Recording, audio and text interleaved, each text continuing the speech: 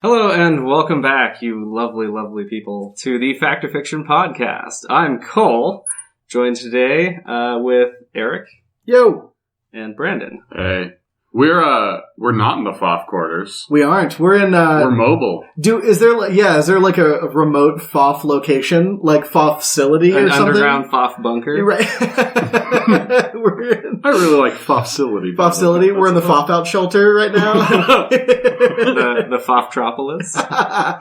Yeah, we can make it work. But we're on location at Cole's house. Yeah. Secret. New digs. With some new equipment. This place is a lot better. I mean, we can record audio anywhere, but this is going to be a way better setup for video. Mm-hmm. Hint secret, videos coming. Yeah, we're going to record some videos today. But you can't see those right now. Right. Because this is audio. Unless it's later and they're up, and then they could pause it and then watch the videos right now. And then I'm a liar. And then you're a liar. And then we've made you into the fool. And now we need to make you a liar. So let's do some content. Yeah, hey, there you go. I can't wait. I'm really excited about it. So speaking of content, we've got a whole bunch of stuff actually coming up. This is one of the things that I always like to remind people, like, we're still here. We still love you. Sadly enough, we're adults with jobs. Mm-hmm. And like Daddy just has to go to work, but he still loves you. But he still loves you even when he's gone. And, And don't let the other kids at school get you down. Exactly. Okay. Just because the other kids at school have parents who make podcasts and magic videos all the time doesn't mean that we don't still want to take you to Disneyland and buy you that shiny bike. You know what I mean? Just, hey, it's a picture of a bike. Daddy's drinking. In other words, it's coming. It's coming. We've got a bunch of stuff in the can. We've got, 2 Pack War videos and, in post-production. We've got a Dragons draft hosted by Brandon. That's me. Mm-hmm. Yeah, Magic Online. I'm Brandon. Magic Online Dragons draft. Magic Online Dragons draft. Good content. Well, thank you, sir. I thought it was a good game. It's good rounds. But we've got 2 Origins Pack Wars coming up, and then today we'll be recording probably a 3-player EDH with new camera equipment, and should turn out great.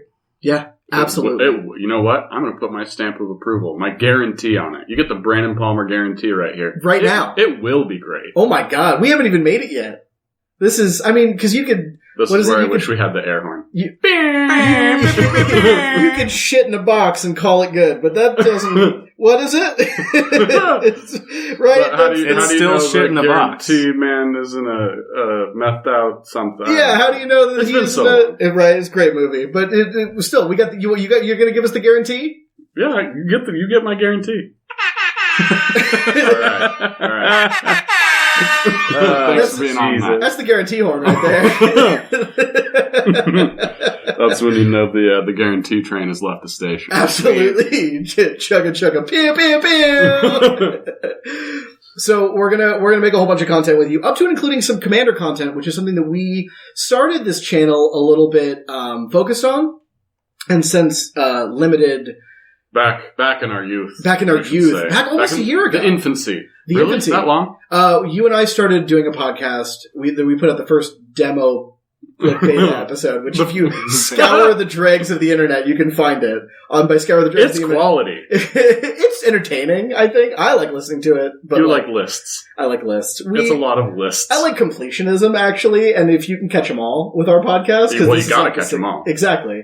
So, you gotta find the first 2 episodes. Best, by the way, isn't that the best branding slogan ever? Gotta catch them all. Gotta catch them. Like, Magic doesn't have some Magic. The Gathering. Right. Gotta gather. Gotta draw them all. Right. Magic. Oh, wait, reduce your opponent to 20 life. But, shit. Fuck. But seriously, gotta catch them all. Brilliant. Absolutely. Just brilliant. Ruining friendships since 19...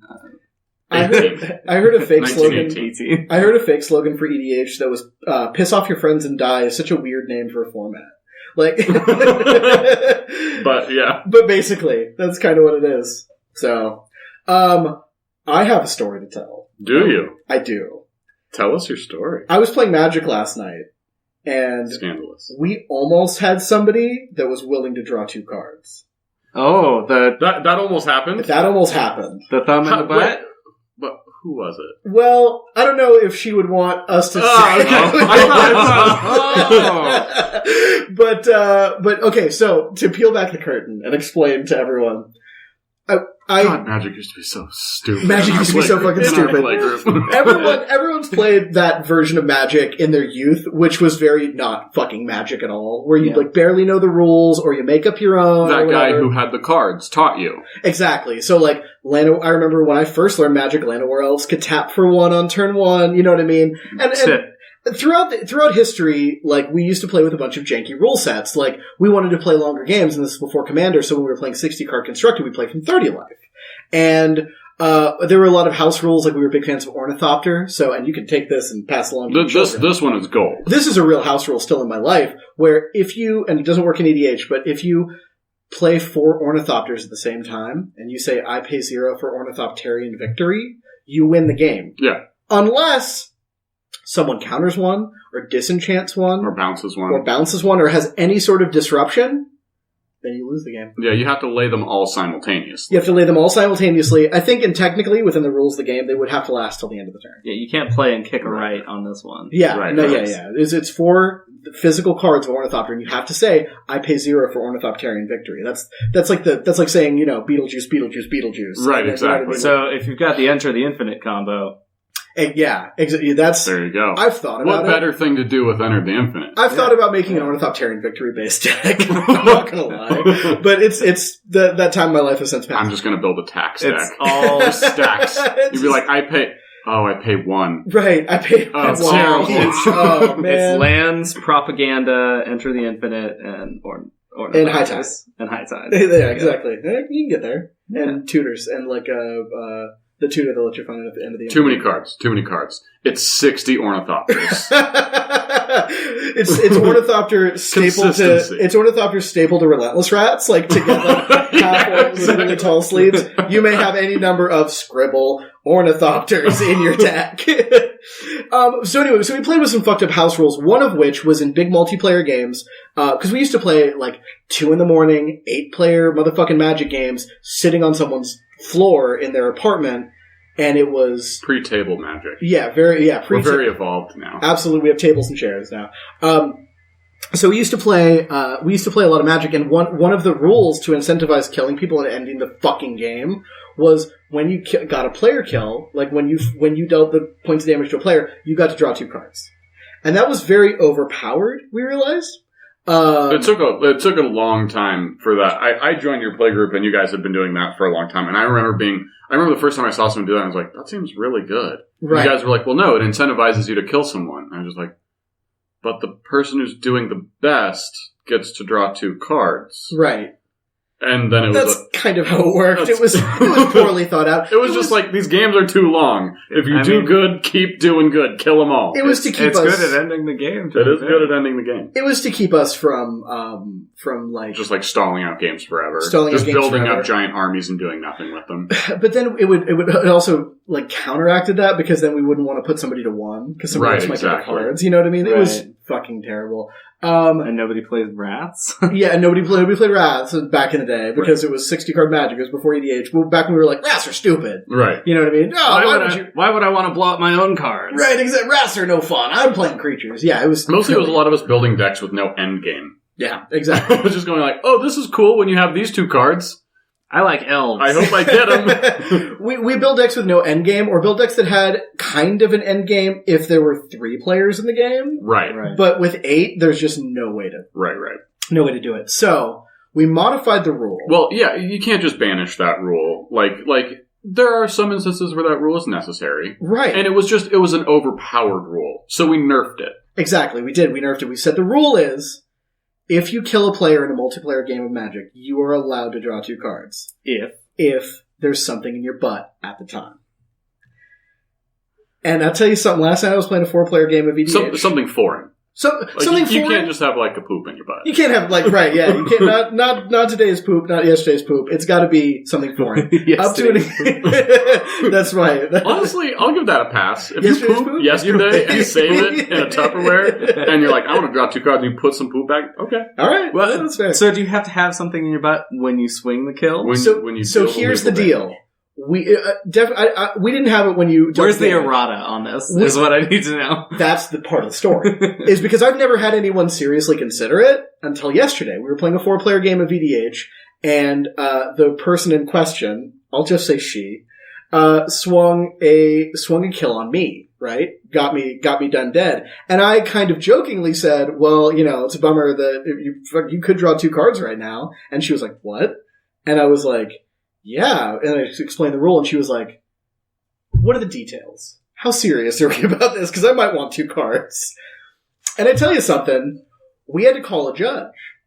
And I didn't know who made the rule, but I had an idea.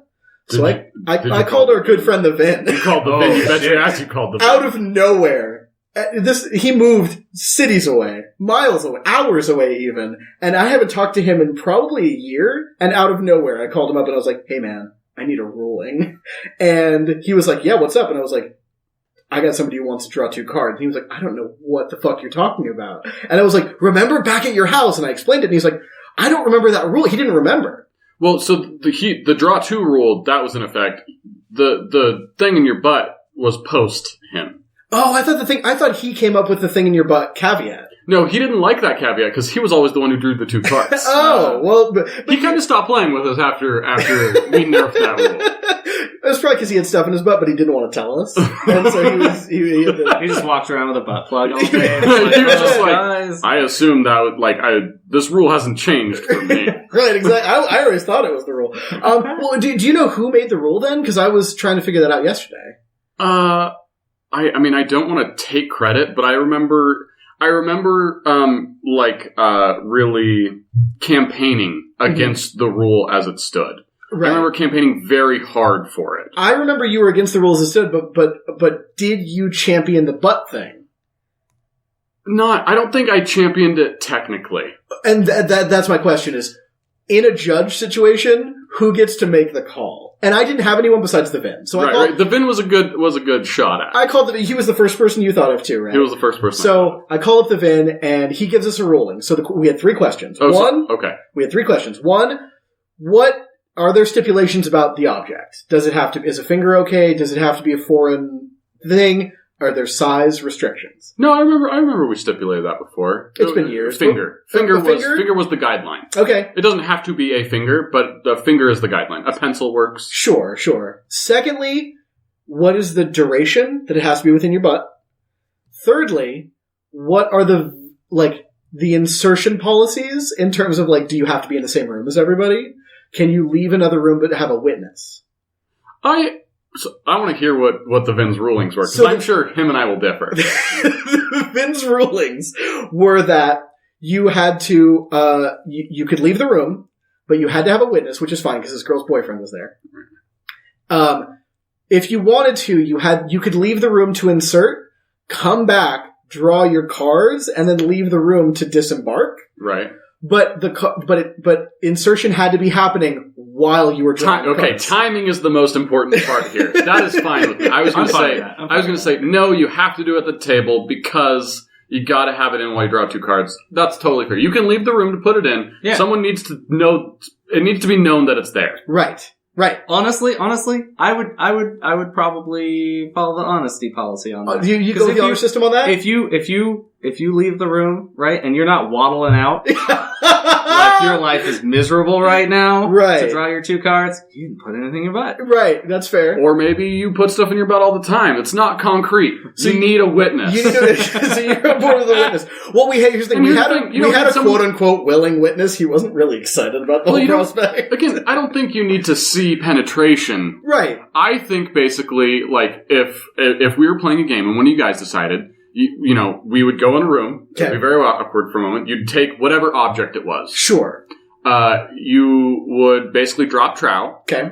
You would have this object, and then you would no longer have this object. And I would verify that the object was not in a pocket or the room. Sure. And I think that's good enough witness. That's fair enough witness. So true magicians can also get around this.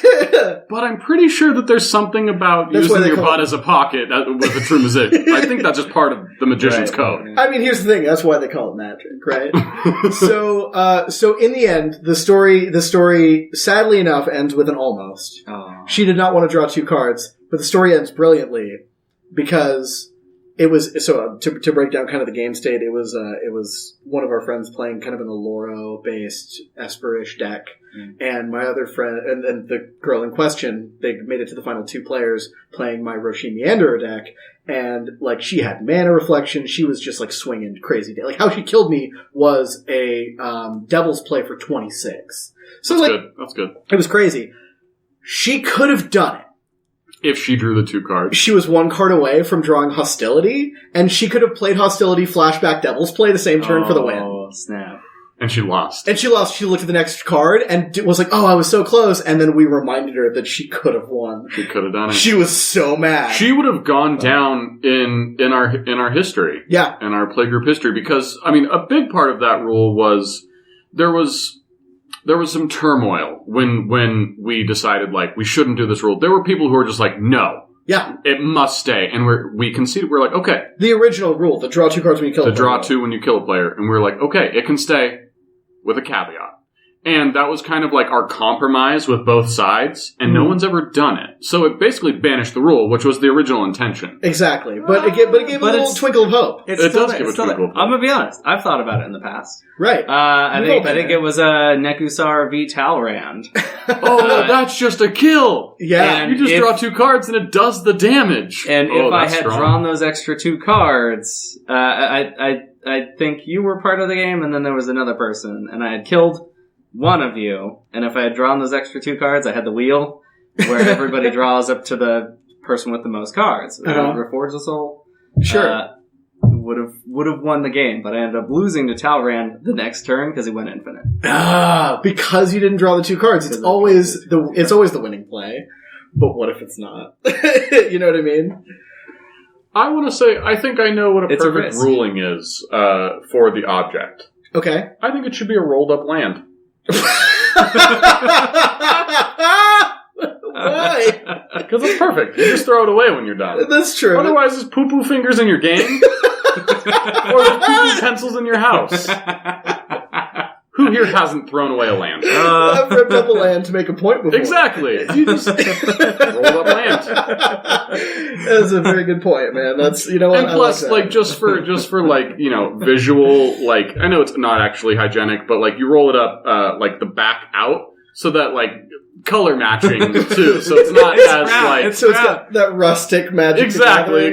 So it's camouflaging a little bit as well. Right. Oh, absolutely. That's fantastic. Hey, and also there's your proof. There's your proof. There's your proof. Magic proof. There's your proof poop. Exactly. Yeah. You got a poo poo land.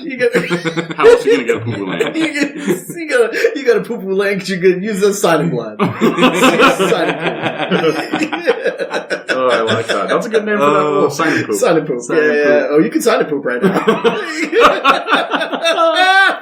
You can totally do it. So fantastic. It was very, very close, and we did it. And you know, honestly, I feel like that sort of thing encompasses the spirit of Magic and the spirit of EDH that I love ever so dearly. That's the kind of play that I want people to make. Well, that's why we're filthy table Magic casuals over here. You know what? Dirty casual for life, by the way, because honestly, if I was at like top 8 of a Grand Prix and I really needed to draw some cards, I'd be like, let me tell you about something. Can I tell you about a rule here? Can I tell you about a rule? Unfortunately, they don't play multiplayer in Grand Prix. I was just going to say, like, draw you 2 cards in your next match. Oh, you're just like, oh, dude, I start with 9 in my hand because of the poo-poo. We talked about that last night, and because I'm on the play. There were a lot of jokes thrown around afterwards about like, oh, he's gonna, because her boyfriend was there, and it's just like, oh, later on tonight he's gonna be like, hey, you want to draw 2 cards? And it's like outside of the context of a game that doesn't really work. So we were like, no, he can just let you draw 2 cards at the beginning of the next game. And she was like, then I'd have to discard a hand size. That's terrible. She like already thought about it.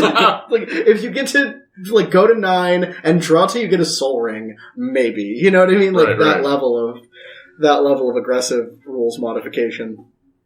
It's not worth it, man. It's not. I love, my favorite thing about the rule is that we made it back in the day, you know, but way back, we made that rule, back in 2008. You know what I mean? 2008, 2009. Back when, like, it was a very different time, and there was a lot of different levels of acceptance, you know what I mean, and whatever, and it was mostly dudes playing Magic, and it was a lot of, like, hey, put stuff in your butt, you're lame, you know what I mean, shit like that. And nowadays, like, we play with a lot of, like, mixed genders, and we play with a lot of, like, we're very open-minded about shit now, so, like, it's not there for the shame. It's just there because, you know what I mean? Like, we don't modify it. If it's like a girl or someone who happens to enjoy things in their butt. Right. It's just literally, you want to do it, you draw 2 cards. You know what I mean? It's not a shameful thing. Yeah. It's just the rule. It's just the rule. It's take your lumps. Exactly. You want those 2 cards? You gotta take your lumps. You gotta take your lumps. Yes, sign and poop. Yes, and poop. So, anyway, I figured you guys would want to know that. No, that's beautiful. Right. I honestly had almost forgotten. Never forget.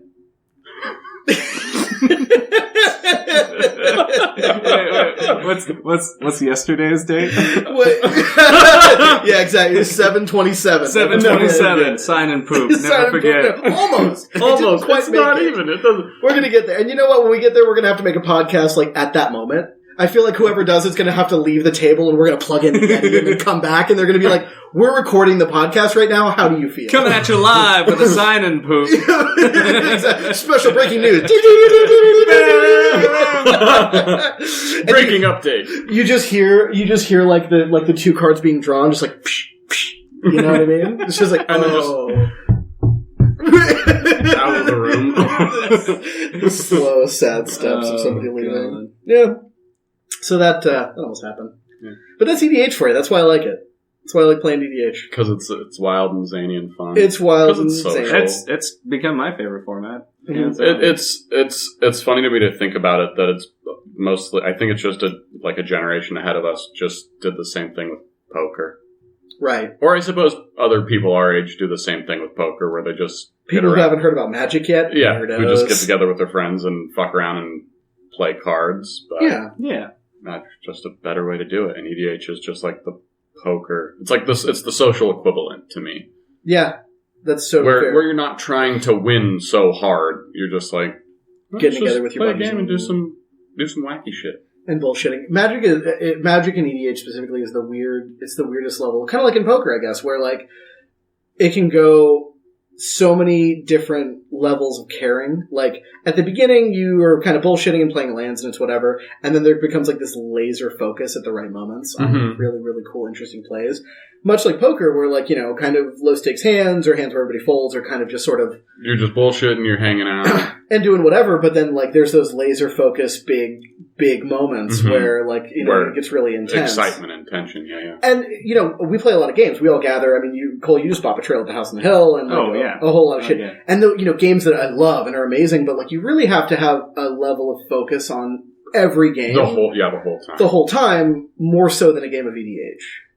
See, to me, Magic has become less like poker, but more like a game of chess, where instead of like pawns and normal pieces, people like brought a little T-Rex and they put it on the board. Right. And it does something, and you get really interesting board states out of it. Okay, I like that too. Yeah, where somebody fucking plays Woody. What does that do, sir? I'll tell you. Right, yeah. There's a snake in my boot. Right. It has death touch. There's a snake in my butt. Draw 2 cards. Yeah. But yeah, I kind of like about it that you can kind of autopilot your way to those interesting board states where it's just like, I mean, we don't even talk about, I mean, we use mostly hand motions to denote the end of our turns and what we're doing until turn 5 or 6 because we're bullshitting about something while we're doing it. Yeah. We can fire up a game and just sort of really autopilot it and still play correctly. You know what I mean? Still play optimally for whatever, but like just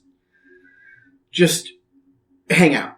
And I mean, some decks have good early plays. I know you've got your Voltron General. Tajik? Rafik. Yeah. Oh, Rafik too. Yeah. Rafik goes out like mad before turn 5. It's funny. I was playing that But deck. also, if it's like a 3-player game, he's handled. Yeah, absolutely. He's super handled. Yeah. So like nothing really crazy starts to happen until like 6 or 7, which is where the craziest and best cards are, I think. Speaking of craziest and best cards, this just kind of came to me, and it's very my style of thing, kind of following with last week. What, like, just try to think. I have mine for now. Okay. What card creates the EDH game states that you like the most? Like, if you could have one card happen in every game of EDH, what would it be? That is an outstanding. I'll give you guys a moment to think because I thought of mine. Okay. It's Warp World. I wish there was a turn 10 Warp World in every single game of EDH. Every game of EDH. I really do. It's my favorite. It's my favorite just because like and like I play it in some of my decks that are very permanent heavy and you can get a real advantage. But sometimes you pay for Warp World and you get fuck all back and you put the dude that had fucking Dirtle just in the lead. You know, he's got a Praetor out or something, just some insanity out. Right.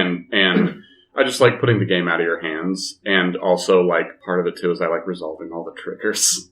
I really like resolving triggers. Does it, like, make you feel comfortable in your heart to resolve a bunch of triggers? Yeah, no, it feels good. I like the stack. The stack is my friend. My personal favorite that I will do every time I ever have it is a turn 1 on the play Winds of Change. Because fuck your hands. Okay. I like you know what? I don't care too. how good my hand is. Fuck your hands. I respect that. Kind of in the same vein, just on the opposite end. It's real. That's actually really good. It's a bummer. Mine are very like specific, deck specific. Well, they're deck specific, but they're also it's the spikiest I ever get because I really like a one-sided Wrath. Like I like that's fair. I like the efficiency of a one-sided Wrath. Because I've learned, once again, I have a weird aversion to, like, really long games of Magic. It's not like I dislike them. Like, I'll sit down and play a 6-hour game of Magic and be really happy about it. Mm-hmm. But I like playing more games of Magic. I have a lot of decks, and I like playing all of them. So when a game of Magic when somebody makes that play, I get really excited. So I guess my favorite moment that happens in a big game of EDH is when someone makes the winning unchecked play. And because that's my play style. I like it to be me. So whether it's, you know what I mean, like a card, it's hard to determine. No, I understand what you're saying though. But I really like that play that's just like a Dune Blast or something. Exactly. A Dune Blast or like a, you know, what's the one that's destroy all creatures you don't control? There's a black one. I don't know, but that sounds really good. Not Decree Pain. There's like a black destroy all creatures you don't control? Destroy all creatures you don't control. It's like a 9-drop. Why does everyone not play that? That's a few bucks, I think. So? I don't know. I'll look it up. That's ridiculous. Man, I don't even have that. I've never even heard of this. I'll look it up. But, Winds of... I just played Chainer and Fleshbag. Deathwind. Plaguewind. Plaguewind. Yes, you're right. Why don't we play that? That card's so good. I don't know, right? Yeah. I'm not crazy. You're crazy. You know, I like those just as much as you, but for a different reason. I like those plays when they go checked.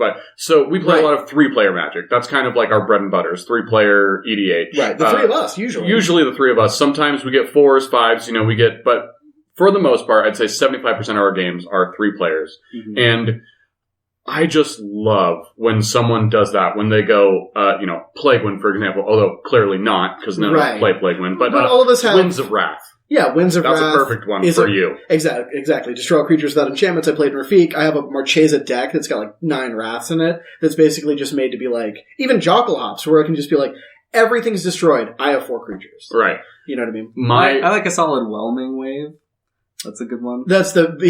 Bounce on non-Krakens. Right. It's another one-sided kind of Wrath thing. For me. I really like when we get to that state of the game and someone goes, okay, I have decimated the board, I have the army, I can kill one of you. Mm-hmm. I like that decision tree, and I really like when someone chooses wrong.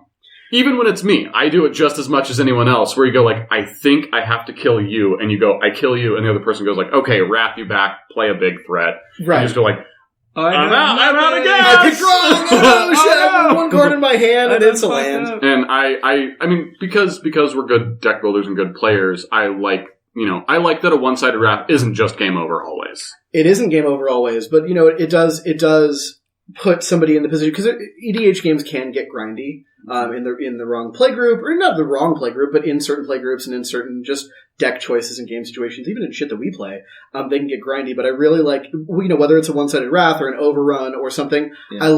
I like that push. And it sucks because it doesn't have a specific card. You're totally right. But that's good. That's good. But I mean, Plaguewind is a card that I'll name, even though we don't run it a lot. But like that is an effect. I like that push, and whether it's met by a counterspell or whether it's met by a trick, you know what I mean, to like beef up your blockers, or any sort of level of, you're right, you kill the wrong person, the decision tree, that's usually why I kill you. Because at the very least you don't want me to have the satisfaction of being that person. Just so you know, when you kill me and Cole beats you, I still get the satisfaction. I know. I still like it. I think probably one of my favorite plays is the counter of that, where somebody tries to do something big like that, and somebody has an awesome play. Not necessarily like, counterspell. Sure. That's very straightforward. I like somebody's gonna, what's the green? Genesis Wave. Right. Somebody's gonna Genesis Wave for a ton, and somebody else plays Gather Specimens. That is the play that I like to see. Yep. Gather Specimens. Like, I always forget about Gather Specimens. Gather that Specimens. Card's so good. Yeah, you're totally right. I'm gonna Genesis Wave for 17. Okay. I'll enjoy your lands. Mine. Yep, mine. I should play that. I had one deck with Gather Specimens in it. I should play it more, because our friend Danny just built the Anax and Sime deck that just goes like 30 tokens, 20 tokens. Like, I've seen him cast the Nomads Assembly with the rebound, and like after he cast Stormherd. You know what I mean? Yeah, like, that's really good. I've seen that deck go like insane. Like, I won with Crewfix the next turn, luckily. But like, that being said, I need to play Gather Specimens more, because I'm around a lot of people who are making like big one shot, tons of tokens. And I mean, like, Gather Specimens isn't always a great card, right? I mean, you may get a creature out of it, but if it is like the crux moment where the game is going to be decided, and you have that play, that is my favorite play of all time. I do like that, stealing somebody's back-breaking play when they go like, Hail Mary, and you're like, I got it, interception! Yeah. I want to Gather Specimens, your Craterhoof Behemoth, desperately. That is never. You'll never do it. You'll never do it. You I overrun on defense. I'd probably just mill myself out in response. Let's go out on your own terms, man. Pack a lunch. Pack the right lunch. Also, that would be so painful for me if you did that, because Crater Hooping would be so mediocre in your deck. Oh, absolutely. Especially not on offense, hitting on defense, which is literally like, cool, all of my fairies are like 7/7s. Is that your turn? Cool, I have a 5/5. It doesn't fly. And now it's got haste. It's got super hit and merp. And now a bunch of shitty fairies. Yeah, and now back to but like those are the plays that I really like to see in EDH, and that's why I really like EDH, is those games where those cards are actually valuable, because you would never put Gather Specimens in a regular you get deck. The opportunity to make these plays. Gather Specimens is not a great card unless the circumstance calls for it, in which case it is the most amazing card of all time. And those are the cards that I like, because it gives them a chance to be played. They're cheap as hell, and that's why I like Table Magic EDH. I think that's the beauty of it, because I think Wizards used to design cards with because they design for EDH now, so they make like really kind of efficient but crazy cards. Yeah. But like, they used to design cards like Gather Specimens. Gather Specimens came out in, I think, Eventide? Shards. Was it Shards? You're right. It was Shards. You're totally right. My bad. Sorry, Internet. Don't yell at me. But you will. So... Yell at him, Adrian. I know. Get him, Fadami. He didn't know the Shards card. I was talking to fucking Fadami. I was just like, God damn it, Fadami. Fucking I deserve it. But anyway, that being said, Gather Specimens is the type of card that they used to print with just like, but what if? You know what I mean? They printed a lot of like, but if you do something cool with it. You know what I mean? They used to print cards that presented great stories, and now they're printing cards that do that, but also like are more efficient. They're just good cards. They're just good cards. They're just good cards that are too expensive to play in standard or modern. Or exactly, but they're not crazy expensive. You know what I mean? Like, and they're not so niche. Even Stormherd is a good but what if card. Like, I've run Stormherd in multiple decks because that really is just like, man, if I got 30, 40 life, make a bunch of dudes. It's a win. That's a win. It's totally a win right there.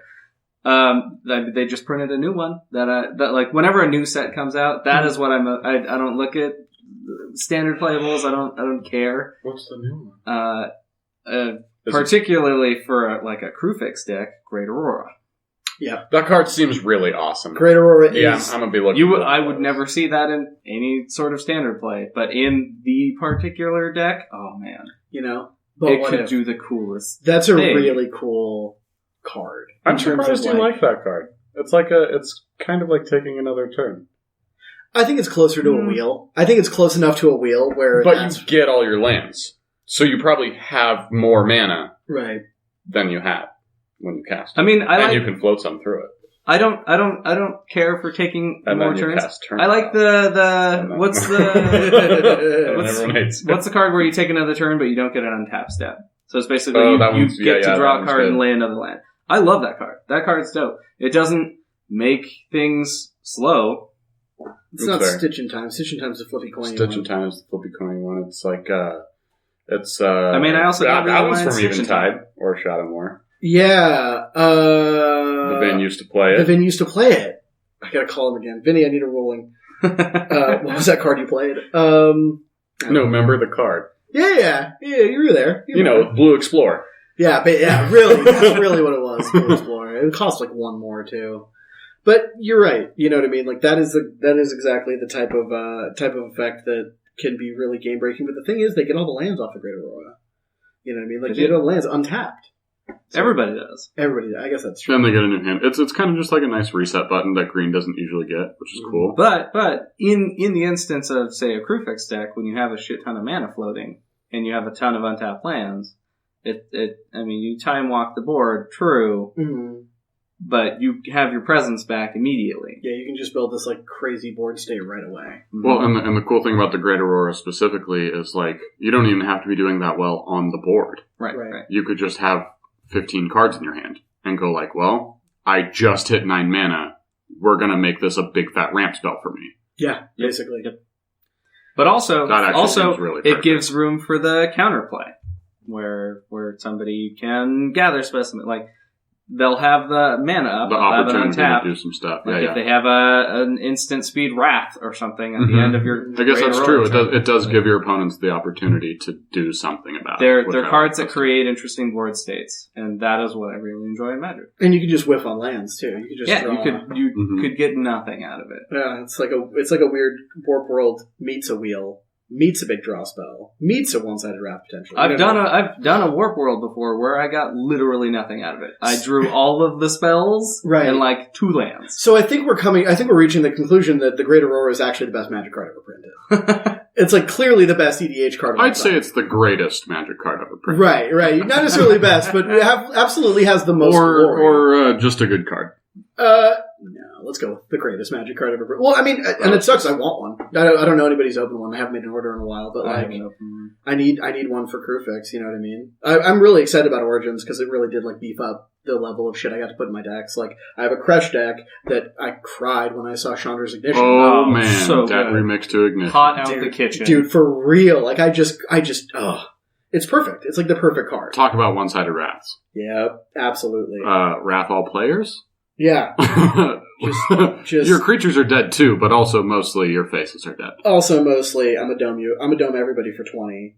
The board dies. Do you play any like Vines of Vastwood or anything in Crash? I need to go through that deck and start putting in more ways to protect Crash. Because that's been something I need to like take out a couple of the like junk good stuff and then really put in like I need to that deck is about 10 minutes and $20 away from being a really, really perfect competitive deck. Okay. Yeah.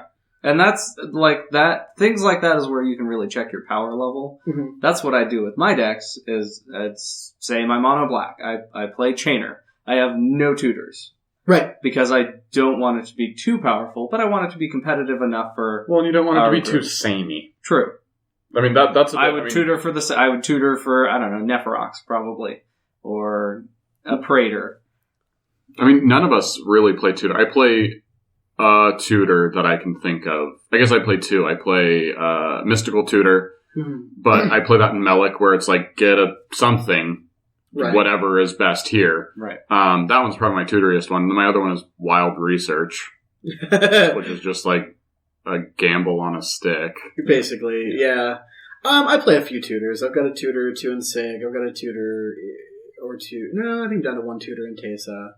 But that's how we kind of check our power levels with each other. Is if our deck's not feeling very competitive, we'll add some better cards to it, Or if it's too competitive, we can take something out. Also, the spirit of why we all started playing EDH was we didn't want the games to get samey. So if you have tutor-y decks that are the tutor for fun and profit, like, the games turn into samey stuff. It's why whenever, like, I have to check myself mentally whenever I play dragons.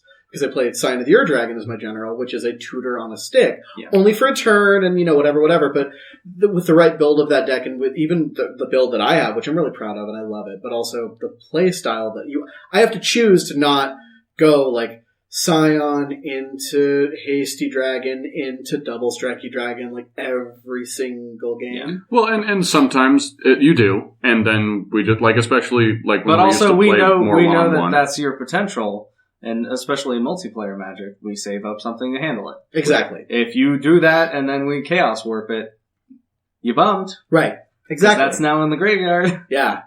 So, like, I've kind of used my, and that's exactly, once in the graveyard, I have used up that potential. So, it is very, very true. And the nice thing is I like playing that in multiplayer Magic, because we did used to play a lot of one-on-one, and I would have the potential to do that, and it kind of felt samey. But if you play it in 4-player, then you just nuke a dude, but then you're, like, you don't have nuke a dude later. Right. You know what I mean? Like, I've got, like, 2 turn, or maybe even potentially 1 turn if I've got the right board state, like general damage swing kill, just in the pocket. You know what I mean? I've got it ready to fire. Mm-hmm.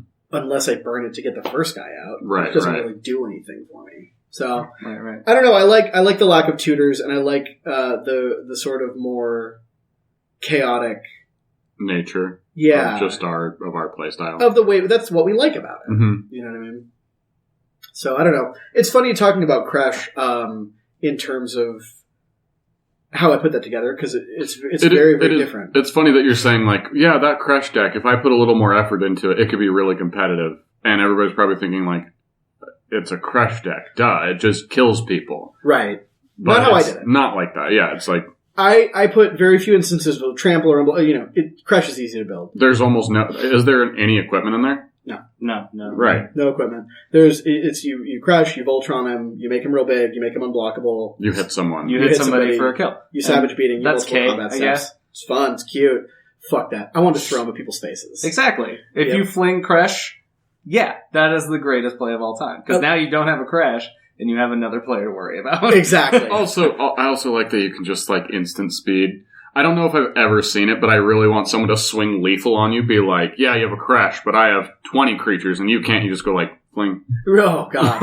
Yeah. I don't know if I've done it yet, but I really want to. I like enchanting it with a thing that's like, when he dies, you get another dude, and then, like, I've done before where I've flung at column A and thrown the damage at column B, just being like, I win, for 4 mana, like, at the right level. It's a lot of fun, but it's also not how I usually make decks. I had an idea, I had a concept, and I just pulled from the cards that I have. And that's not usually something I do. Usually when I'm crafting an EDH deck, I will sit down with the general, I'll fucking go through Gatherer, I'll go through my collection, I'll go through my heart, I'll go through every resource I know how to, and I'll literally sit down, craft the best 100 I could think of, and then order it. You know what I mean? Or go to your local game store, kids. You know what I mean? Or any sort of the above. But I sit down, and I tune it pre-purchase. Mm-hmm. Like, when it's shipped in the mail to me, it's in its most optimal state that I know of. I always tweak after, obviously. Yeah. But, like, I usually don't put together just what I have laying around and turn it into a deck. And Crush I did that with. And so it still, to me, feels really slapdash. Scrappy, you could say. Some would say scrappy. Does it feel like a scrappy deck? Scrappy deck. Which is not my deck building style, but I know it is yours. That is my deck building style. I'll find a general that just kind of speaks to me, that is interesting to me, and I'll just, for a while, whenever I'm trading with people, whenever I get something, whenever I see something that works well with it or that I think would be interesting in that deck, I just kind of throw it in a pile. And then usually once I have a stack of about like 150, 200 cards, I'll just go through it and kind of build something that'll work. And part of my thing behind that is... That terrifies me. Something that'll work is so terrifying to me. Because I don't have those cards, you know what I mean? Something that'll work for me is like 6 rares and like a couple of decent uncommons. Then, oh my god, order cards. But I really like techie stuff, right. Like niche technical, like just like 2-card combo things that are just really interesting and well suited with a card. And I think part of the reason that I scrap something is I always want to build a deck. like I am in a constant state of wanting to build a new EDH deck. I don't have that right now. It's really weird. And if I just built out the optimal one every time and ordered it, there would be a lot of times where I was like, oh man, I'm going to build this. I build it, I buy it, I'm like, oh, this is going to be sick. And I play 2 games like, I don't like this. This is not my favorite flavor of ice cream. You get really fickle. I have to want a deck real hard before I build it. You know what I mean? Like, I've thought of a bunch of ideas. Like, I have a Brian Stoutarm deck that I've thought of for a while, and it's just like, I can't, I can't bring myself to care enough. I have the cooler flingy general, Crash. Brian Stoutarm was a perfect example. I built a Brian Stoutarm deck. I was like, oh, that seems cool. I threw it together. It was actually pretty good. And I was like, it's fine. It just doesn't speak to me. I think I really enjoy the way you edit decks. It's my favorite part of Brandon, because he'll play a card, and if it doesn't perform as he wants it to, or if he just doesn't care the effect, he will just put it to the side immediately. Yeah, it comes out of the deck. Because it is a failure to its family. It is a disappointment to its children. Right. This opportunity comes once in a lifetime. And it missed it. And it's out. And it's out immediately. Yeah, no, I mean, there's multiple times. I've seen you pull out 3 cards, just replace them with lands, because you never want to see those cards again. Yeah, that happened. I mean, seriously, I'll be playing a game, I'll sit down with a deck and be like, all right, this is the first game. We'll be in a game state that I just didn't think of for some reason, because I was kind of best case scenarioing it in my mind, and I'll literally just be like, okay, it's my turn. I draw a card, I look at it for about 2 seconds, and I just set it way off to the side, and I didn't draw a card that turn. Right, exactly. Yeah, I'm just like that. You're coming out very soon. Sometimes I'll even unsleeve it right then, and then just set an empty sleeve next to my deck and be like, okay, well, later. Didn't want this, never wanted this. Yeah, that's kind of... Well, and then that kind of goes with, I also always have, because I always have this stack of a shit ton of cards that I'm looking through, I'm always like, if I draw that card, I'm like, I'm just not impressed with this. I'm like, oh, cool, because there's 18 cards right here that I want to find a spot for in this deck. Mm-hmm. So I also, even with all my decks that are, finished, you guys didn't see, but I did the little finger. He did air quotes. Air quotes. Wait, do it again? All my decks that are... finished. See? It worked that time. You need the annotation. I have X amount, 2 to 5 cards just sitting aside, that could go anytime I find a card. I'm like, I wanted to give it a chance. I gave it a couple chances and it's just not doing it. I'll pull it out and switch it. My decks are never finished. Yeah. I've never had a finished. It's a very good way to work on it. I do deck building quite differently. I usually like to find a theme that I want to build around, and then I choose a completely different general. I just want to say this. One of my favorite things you were saying for so long, you were just we were talking about generals. You're like, oh man, I really want to build Daxos, but I think I'm going to do it Duretti. And I'm just like, what does that mean? He's like, well, so I can have green. I'm like, so you want to build Duretti? No, I want to build Daxos. I want Daxos effects. Duretti. See, that's. I was building Zozu, the Punisher, which is whenever anybody plays a land, they take 2 damage. So it was Zozu land destruction deck. It's a good deck, and yeah, you can play. It's fun. You can play Zozu, and then you can do other cool stuff. But you can also have another general. You can have Zozu in the deck. You can have those effects. You can play the artifact that lets you do it too. I have Perforos as that general.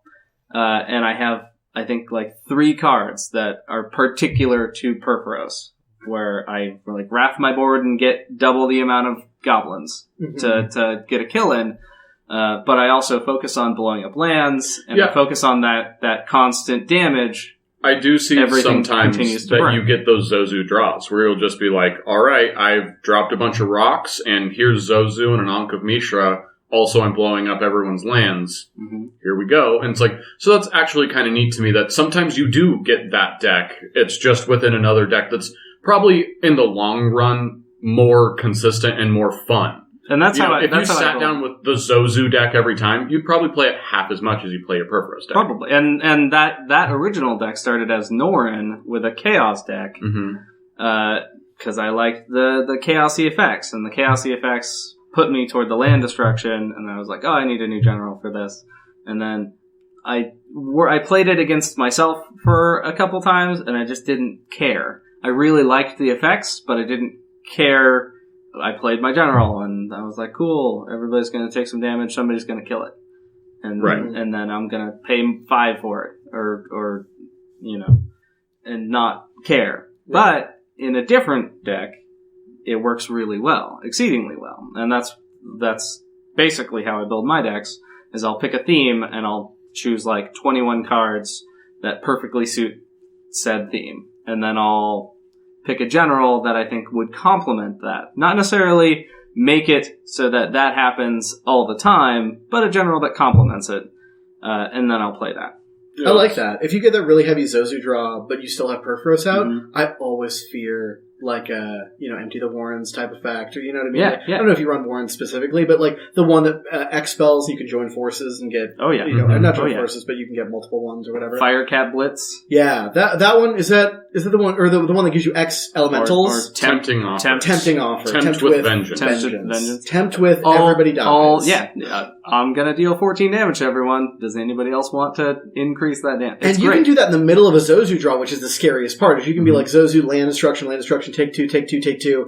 Perforos is out because you've just played him just out for what? Because why not? Yeah. And then out of nowhere, you can just be like, does the board take 28? Right.